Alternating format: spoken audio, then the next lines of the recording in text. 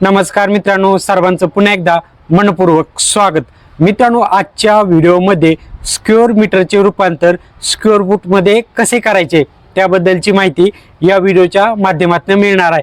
मित्रांनो, समजा उदाहरणासाठी एक भिंत असेल, त्या भिंतीची लांबी 10 मीटर असेल आणि उंची 10 मीटर असेल, तर या भिंतीचं स्क्वेअर मीटर किती येणार आहे? टोटल 10चा जर 10 बरोबर गुणाकार केला तर या भिंतीचं स्क्वेअर मीटर किती येणार आहे? 100 स्क्वेअर मीटर येणार आहे, बरोबर का? या भिंतीचं स्क्वेअर फूट कसे काढायचे? एक स्क्वेअर मीटर म्हणजे 10.76 स्क्वेअर फूट। तुम्हाला हे लक्षात ठेवायचं आहे। या भिंतीचं स्क्वेअर मीटर किती आलं होतं? 100।